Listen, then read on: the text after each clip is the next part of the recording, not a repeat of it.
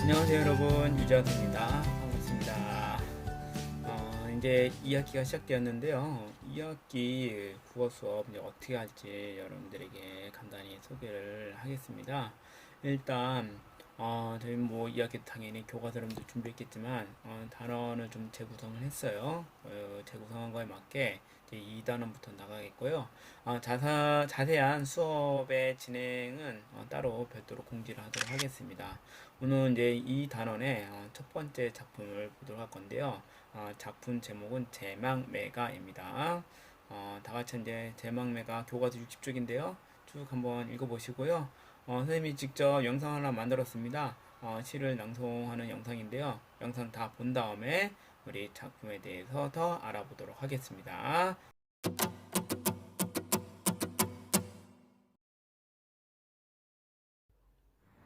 신라 경덕왕 때의 고승 월명사는 일찍이 죽은 누이 동생을 위해 제사를 지내고 향가 노래를 지어 동생을 추모했다고 한다. 그 노래가 제망매가인데, 이련이 지은 삼국유사에는 이와 관련된 기이한 이야기가 전해진다. 제사를 지낼 때 호련히 바람이 불어 저승가라고 준비한 종잇돈을 서쪽으로 날아가게 했다는 것이다. 짐작하건대 누이를 추모한 그가 지은 향가의 노랫말이 천지사물인 바람을 움직이고 죽은 귀신마저 감동하게 한 건 아닐까. 제망매가 월명사 지음. 생사의 길은 예 있음에 머뭇거리고 나는 간다는 말도 못다 이르고 어찌 갑니까. 어느 가을 이른 바람에 이에 저에 떨어질 잎처럼 한 가지에 나고 가는 곳 부러운 저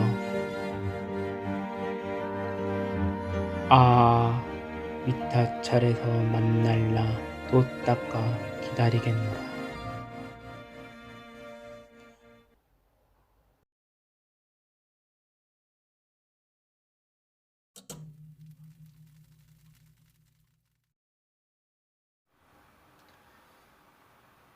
제망매가 제목부터 한번 보겠습니다. 제목을 보면요.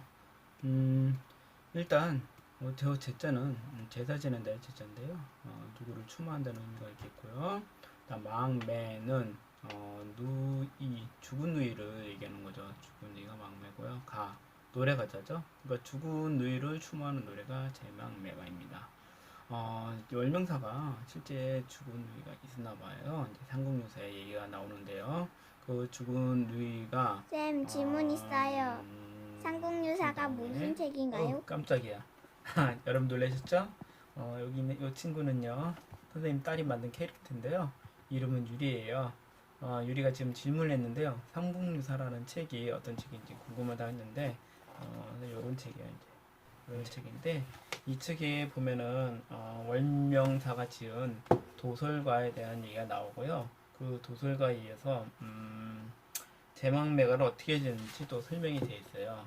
관련된 내용은 여러분들 교과서 61쪽에 나와 있고요. 그 참고하면 되겠고, 어쨌든 이 월명사가 일찍이 죽은 누이 동생을 위해서 제를 올리면서 향가, 신라시대 때 불렀던 노래죠. 향가를 불렀는데 그 노래가 이렇단 얘기입니다. 좀 이해가 되죠? 네, 알겠습니다. 네, 질문에 대답이 되었나요? 네, 유리는 나중에 또 질문이 필요할 때 나옵니다. 그때 보도록 하겠고요. 이제 시의 내용으로 좀 들어가 보도록 할게요. 여러분들 시를 읽을 때 어떻게 읽는지 모르겠지만, 선생님은 시를 읽을 때 제일 중요한 게 일단 시어의 의미에 대해서 확실히 파악하고 시를 읽으려고 해요.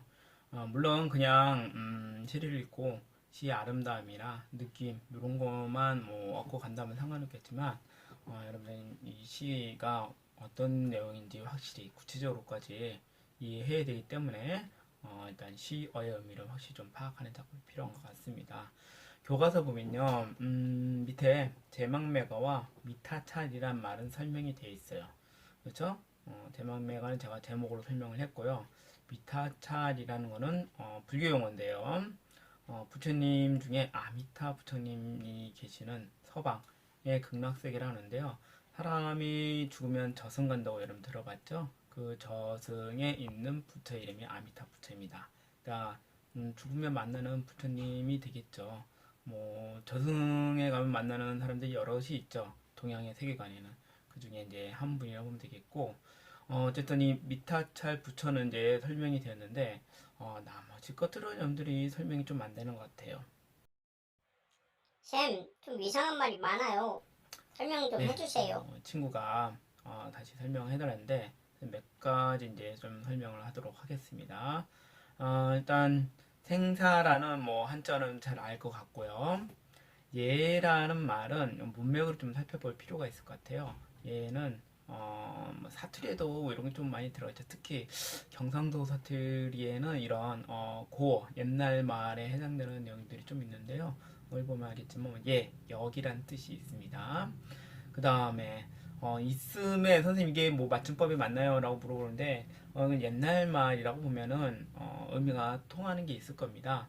있음에 있으니 이런 뜻이겠고요. 좀 이제 또 가다 보면은 좀 궁금한 게 못다도 좀 이상했다라고 할 수 있는데 지금의 표기법하고 좀 틀리죠? 그냥 시옷을 넣어서 못다 이렇게 이해하시면 되겠습니다. 또 질문이 있을까요? 아, 네, 밑에 또 이제 가는 거 보면 모르온저 이건 또 어떻게 해석해야 되냐 물어보는 건데 역시 문맥과 의미로 파악하면은 해석은 가능합니다. 한 가지에 나고 가는 것을 모르죠. 모르십니까? 이런 질문의 느낌으로 읽으면 해석이 가능할 것 같습니다. 됐죠? 이렇게 이제 어려운 용어들을 좀 선생님 다시 풀어봤는데 왜 이런 일이 벌어졌는가 그것도 좀 알아볼 필요가 있을 것 같아요. 일단 그 지은이는 월명사지만 이거 옮긴이가 또 있어요. 김완지라는 국어학자가 이제 옮겼는데 옮겼다는 건 무슨 뜻일까요?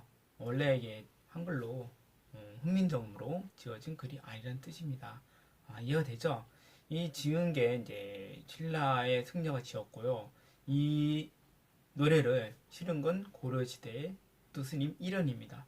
그럼 신라부터 고려까지 훈민정음 한글은 없었죠. 그럼 어떻게 기록했을까요? 그때는 쓸 수 있는 문자라고는 한자밖에 없었죠. 근데 한자를 그대로 써가지고 우리말을 표현할 수 없다는 걸 잘 알고 있을 겁니다. 그래서 한자를 빌려와서 쓰는데요. 그렇게 빌려 쓰는 방식이 여러 가지가 있는데요. 뭐 이두도 있고요. 향찰도 있고 한데 여기까지 설명하면 길어지고 향찰이라는 게 있는데 한자의 음과 훈만 갖고 쓰는 겁니다. 김한진은 어떻게 했냐면은 이 한자의 음과 훈을 가지고 지금의 우리말을 쭉 한번 만들어 본 거예요. 만들어 가지고 나온 내용이 대략 이 정도이다 추측이 된 거죠. 근데 만들었는데 또 현대말로 바로 하는 것보다 옛날 말 그대로의 느낌을 살려서 표현하다 보니까 이런 일이 좀 이런 일들이 났던 겁니다. 예, 뭐 있음에 그리고 또 뭐 있었죠? 모르운저 이런 것들이 여기에 해당되는 거죠. 이게 좀 시어의 의미가 좀 이해가 되나요? 네, 알겠습니다. 자, 이번에는 그럼 시어에 이어서 내용을 좀 살펴볼게요.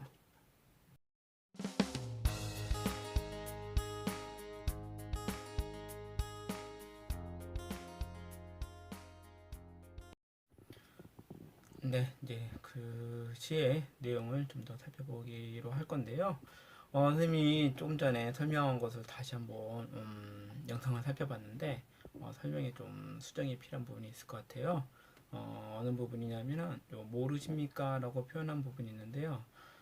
이게 지금 화자가 자기 자신한테 얘기하는 부분이기 때문에 이게 질문형으로 하는 거는 좀 애매한 것 같아요. 이 부분 좀 수정하겠습니다.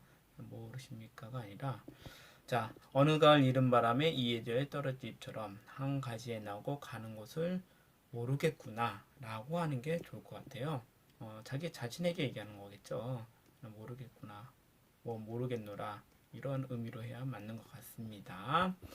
왜 이렇게 했는지는 좀 이따가 시의 전체적인 내용을 설명하면서 다시 이어서 오도록 하겠습니다. 자, 그럼 이제 본격적으로 시의 전체적인 내용을 좀 살펴볼 건데요. 여러분들이 시를 한번 쭉 들어보긴 했는데 사실 제일 중요한 거는 낭송을 해야 돼요.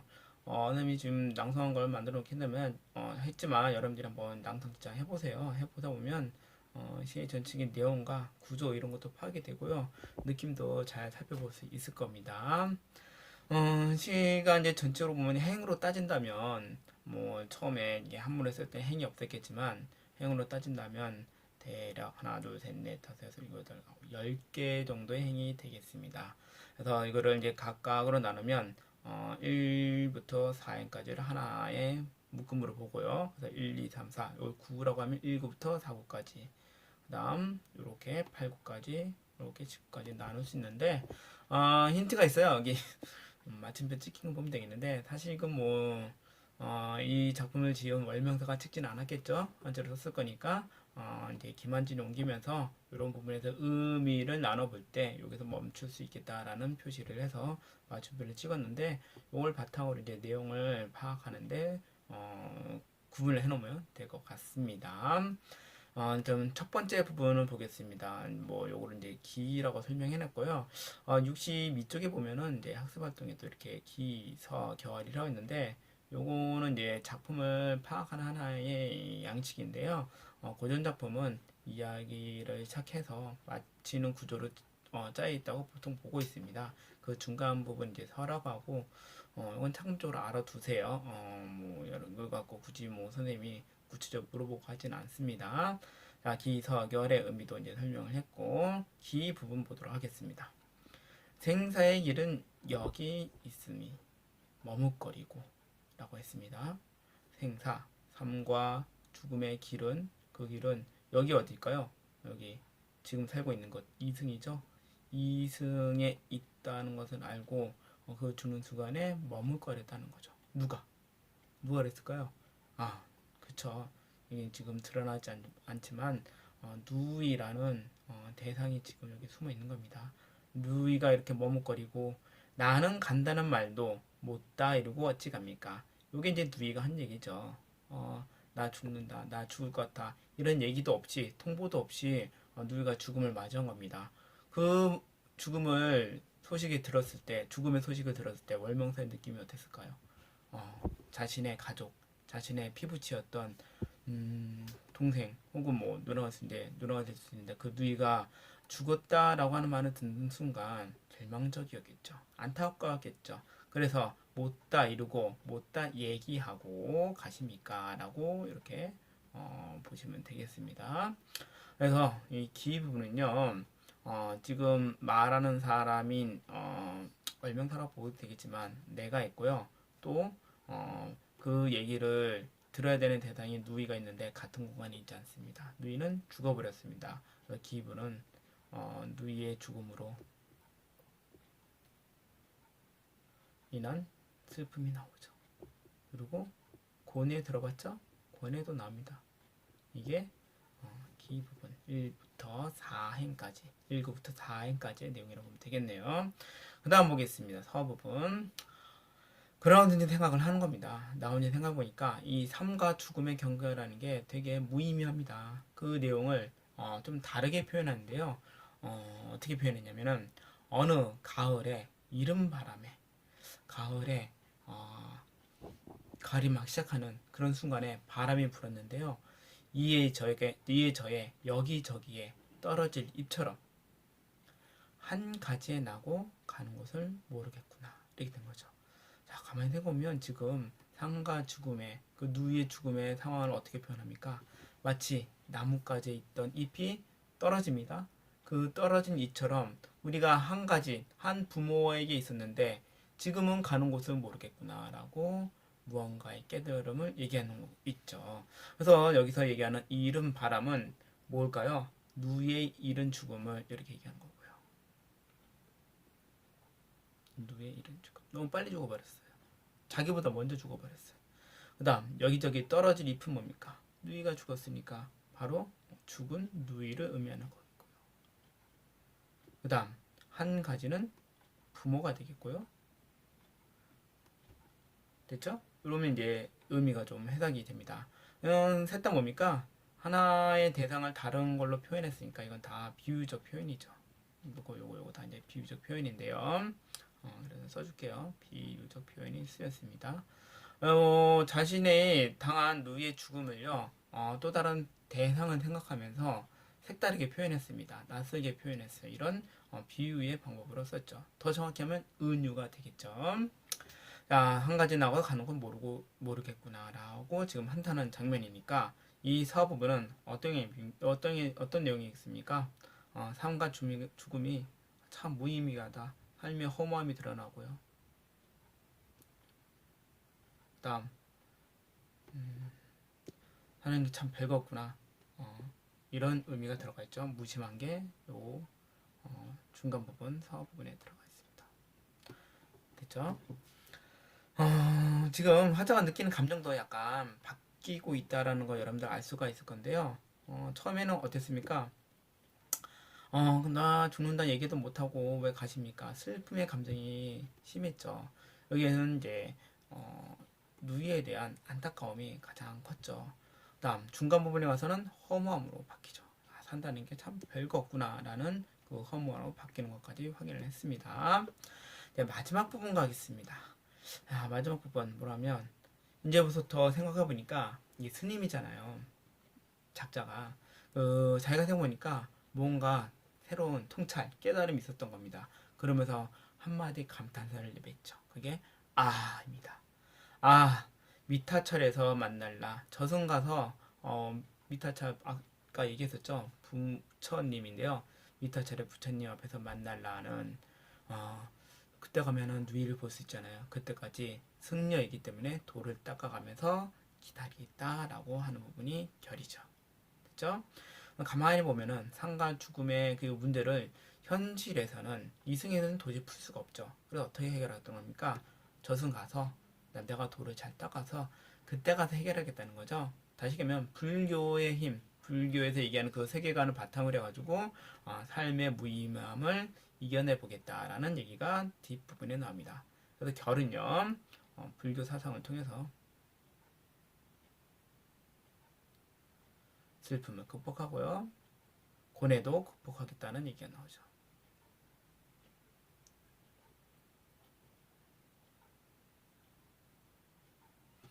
자, 이렇게 전체의 내용이 나왔는데 다시 마지막 부분도 결국에는 어떤 의미입니까?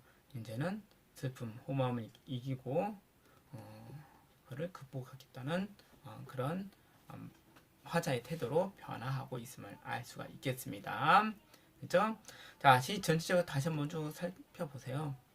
그렇게 세 부분으로 나왔지만은 가만히 보면요, 이 깨달음이 있었던 아라고 얘기한 부분의 앞부분과 그 뒷부분이 나뉜다라는 걸 알 수가 있는데요. 뒤에 학습 활동 가면 이 부분을 기준으로 해가지고 여러분들 다시 한번 정리해 보도록 하겠습니다.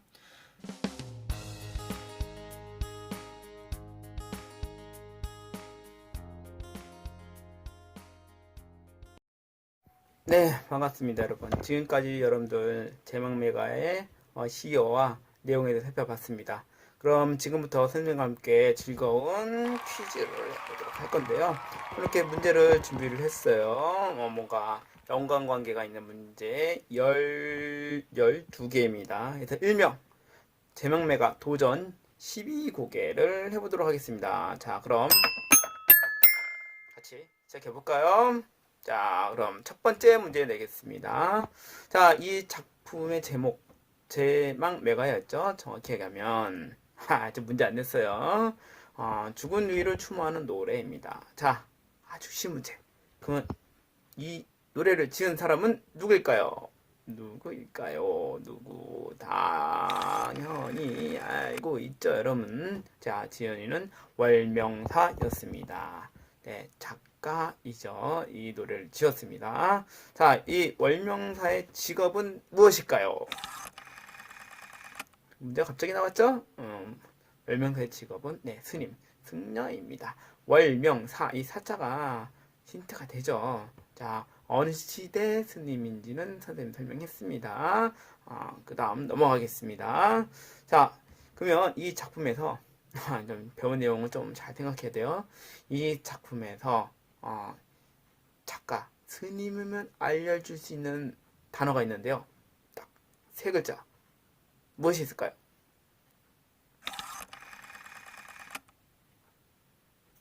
네, 맨 마지막에 보세요. 뭐 한다고 그랬습니까? 돌을 닦는다고 얘기하잖아요. 그쵸? 그러면 당연히 이분의 직업, 스님임을 알 수가 있겠습니다. 자, 다음 문제로 넘어가겠습니다.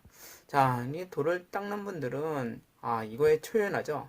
삶과 죽음에 초연합니다. 생사의 문제를, 다 건너뛰고 돌을 닦는 그런 스님이었는데요. 그 생사의 길을 가르는 중요한 기준이 있었죠. 삶과 죽음이었죠. 자, 그럼 보겠습니다. 이 행에 생사의 일은 예 있음에 라고 했는데요. 여기 나오는 예는 어딜까요?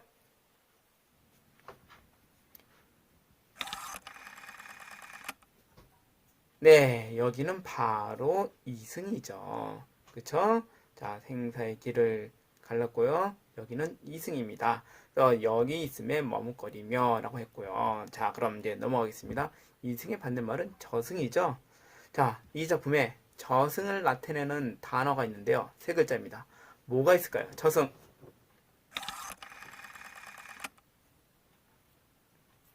네, 저승. 자, 구행을 보세요. 어디로 나옵니까? 미타찰. 이거 불교 용어죠. 그쵸? 스님들만 알고 있는 용어이기도 하고요. 저승에 관련된 부처님이 미타찰이라고 볼 수 있겠습니다. 자, 그 다음 넘어가겠습니다. 이처럼 이 작품에는 다양한 불교에 관련된 내용들이 심오하게 들어가 있는데요. 또 하나 또 살펴보면요. 이 작품에서 누이가 얘기했음직한 말이 있습니다. 네 글자. 뭐가 있을까요? 누이. 이거 얘기 안 하고 왔습니다. 네. 나는 간다 라고 얘기 안 하고 갔죠. 그쵸? 죽은 누이가 이 얘기를 하지 않고 가니까 나는 어찌합니까? 라고 화자가 안타까워하는 장면이 나왔습니다. 그 다음 가겠습니다.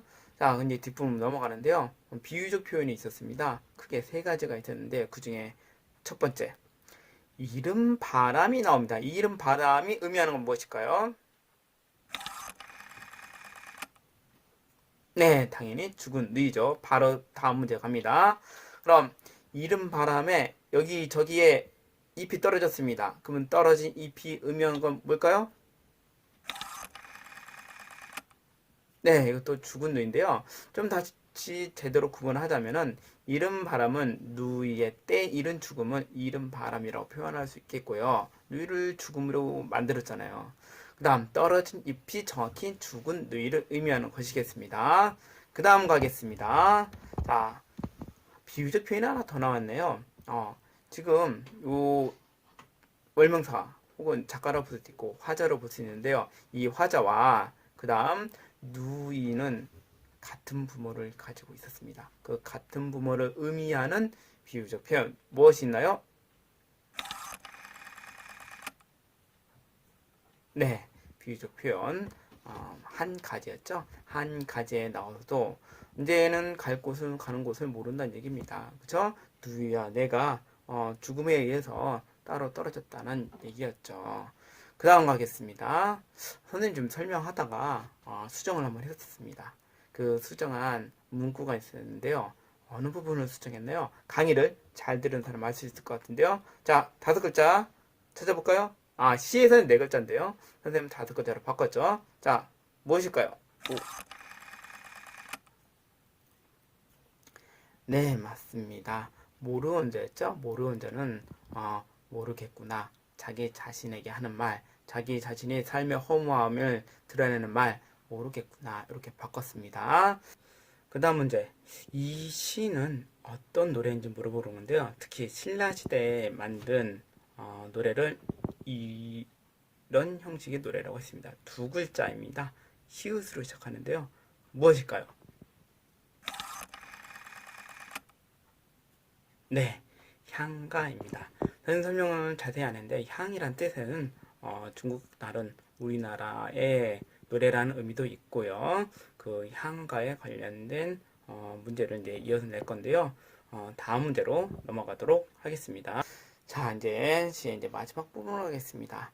이 시의 앞부분과 뒷부분을 구분해주는 감탄사 하나가 있습니다.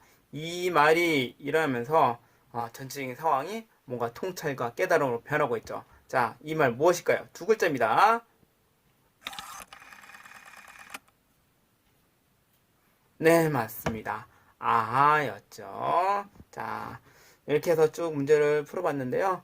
여러분들 시 전체적인 내용은 잘 살펴봤을 것 같고요. 시와 의미도 한 번 더 잘 확인해 보라면서 문제를 만들었습니다. 자, 문제가 쭉 나갔는데 많이 좀 풀었나요? 혹시 문제를 못 맞췄다면 다시 한번 영상을 보든가 하면서 이렇게 답을 따로 올려놓겠습니다. 그걸 보고 확인하시면 되겠습니다. 자, 지금까지 제망매가에 관련된 문제 12개를 살펴봤습니다. 이상으로 마치겠습니다. 감사합니다.